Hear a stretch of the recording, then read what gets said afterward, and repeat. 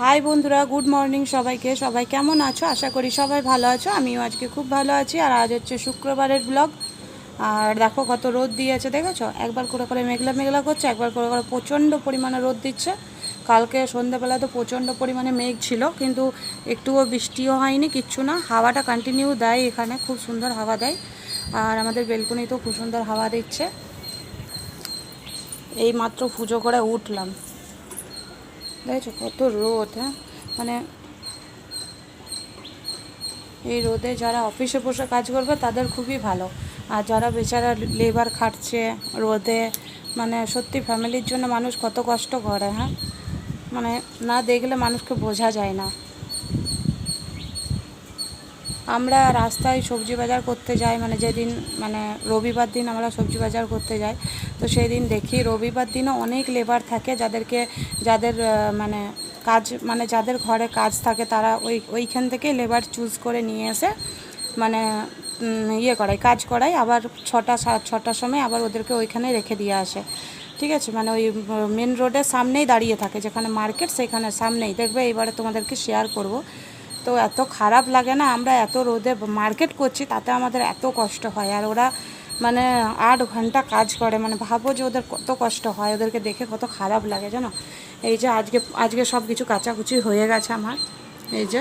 আর সকালে কটা ছিল সেগুলোও কেচে নিয়েছে, শুধুমাত্র আমার নাইটিটাই পড়ে আছে এখানে।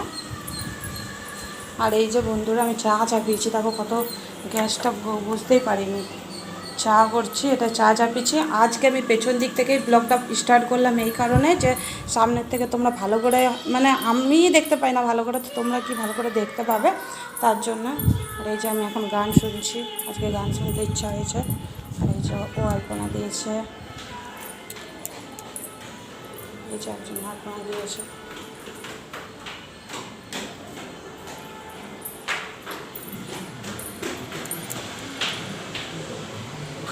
আর এটা হচ্ছে আমার আলপনা।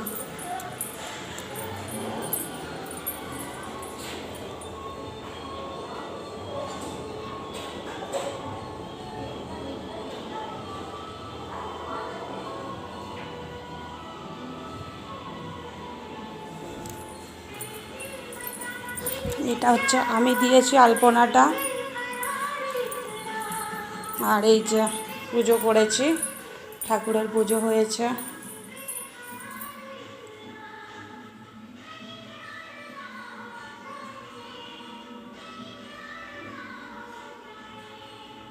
আজ হচ্ছে বন্ধুরা শুক্রবার, আর আজকে ফুল কম এই কারণে যে আজকে ফুল ঠিক ছিল, কিন্তু এই পাশের বাড়িতে কালকে না আমার পুজো হয়ে গেছিলো, দিয়ে ফুল চাইতে এসেছিলো। তো আমার ঘরে তো বেলপাতা সবসময় থাকেই, তোমাদের দাদাভাই ডিউটি থেকে নিয়ে আসে, তো ওইখান থেকে মানে নিয়ে এসেছিলো। তো বেলপাতা ছিল, তো আমার পুজো হওয়ার পর ফুল চাইতে এসেছিলো। তো আমার মানে পুজো করার পর যখন কেউ মানে এতগুলো ফুল, ঠাকুরকে 2-3টে ফুল দিলেই ঠাকুর সন্তুষ্ট হয়ে যায়। কালকে অনেকগুলো ফুল ছিল, তোমরা নিশ্চয়ই ব্লগটা দেখেছো।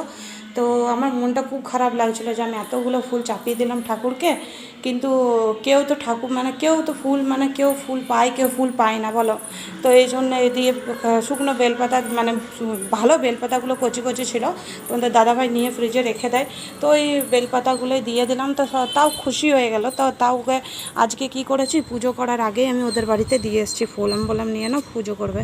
তো খুশি হলো। মানে মেন কথা হচ্ছে, দেখো ঠাকুরকে 2টো ফুল দিলেই সন্তুষ্ট ঠাকুর। ঠাকুর বলেনি যে অনেক ফুল দাও, কিন্তু কি জানো তো, মানে এখানে কেমন নিয়ম জানো তো, এখানে যে ফার্স্ট ফুল তুলবে না সে সব শেষ করে দেয়, এইটাই হচ্ছে এখানে নিয়ম।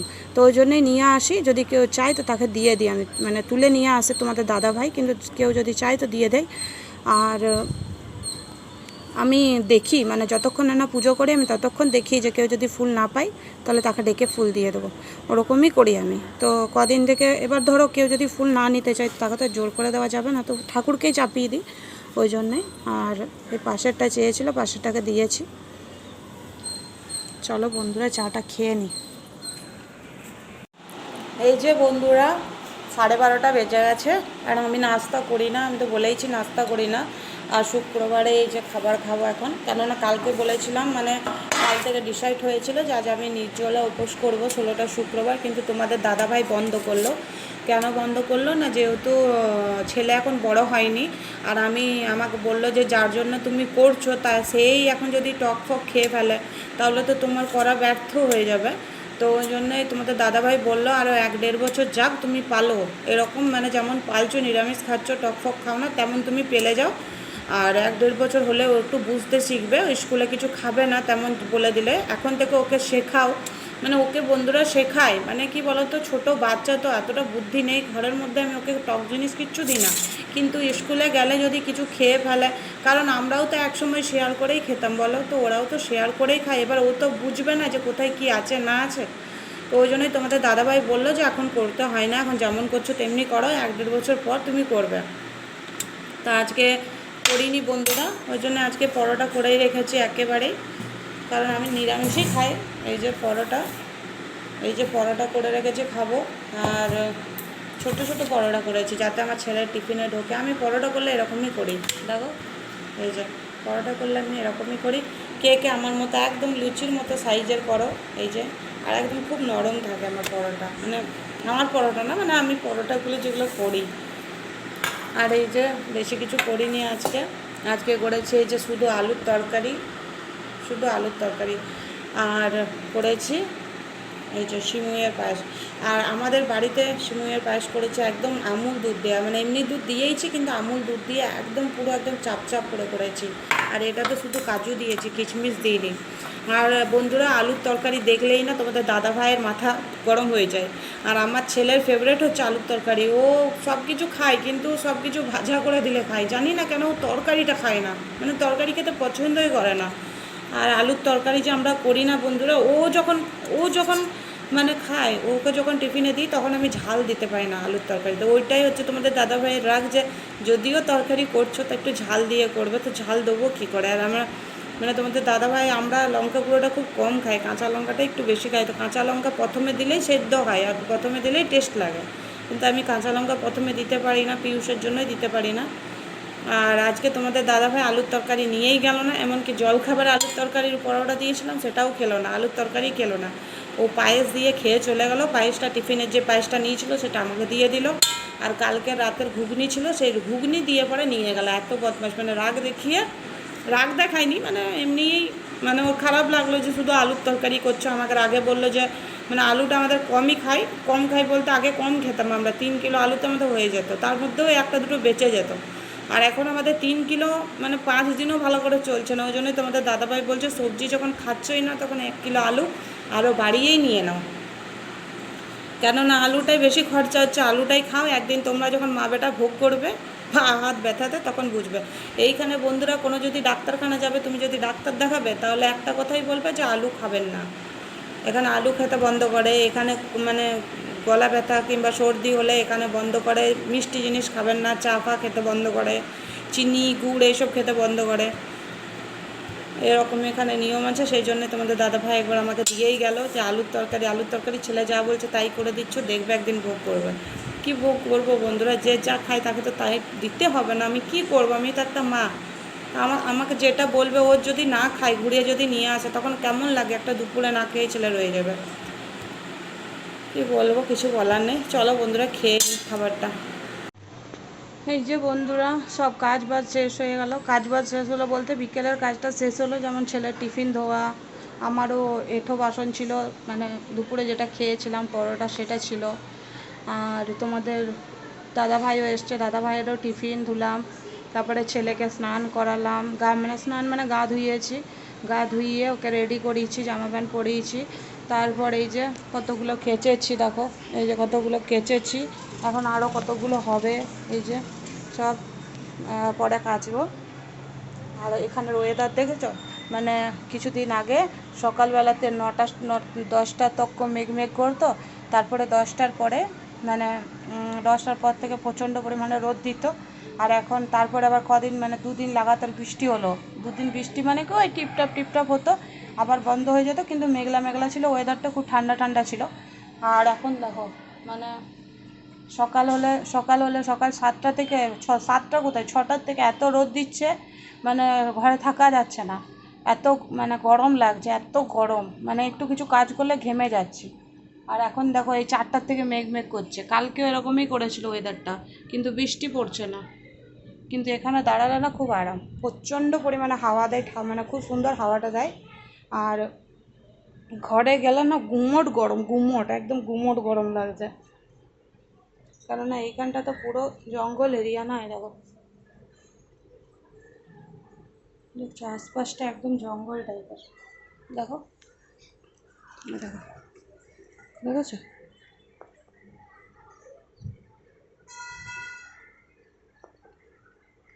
ওইদিকে দেখো কত সুন্দর ফুলের বাগান। দেখো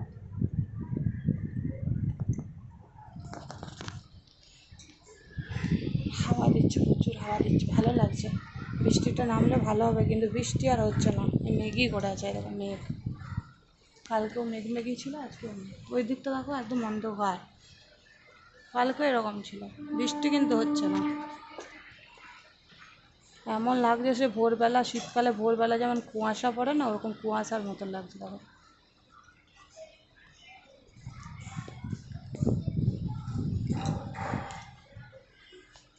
এখনও রান্না বান্নার কিছু জোগাড় হয়নি, এখনও রান্নার কিছু জোগাড় করিনি। এই যে ছেলের ব্যাগ ফ্যাগ সব কিছু তুললাম, আর রান্নার জোগাড় করিনি বলতে আজকে তো মানে গোবিন্দভোগ চালের খিচুড়ি হবে রাত্রিবেলা, তো সেটা তো কুকারেই হয়, তো কুকারে করবো, দেরি হবে না। আর এই যে ছেলে কিছু না কিছু খেতেই চাইবে, মা কিছু দাও কিছু দাও, ওই জন্য ওকে চা বানিয়ে দিলাম, লিকার চা, বিস্কুট দিয়ে খাচ্ছে। আর ওই যে ওর কার্টুন চলছে, কি বলে কি বলে বেটা এই কার্টুনটার নাম, এই কার্টুনটার নাম কি? পাপেট রোল কি বলছে আমি, লিটিল সিঙ্গম, এই দুটো চ্যানেলই ও দেখে।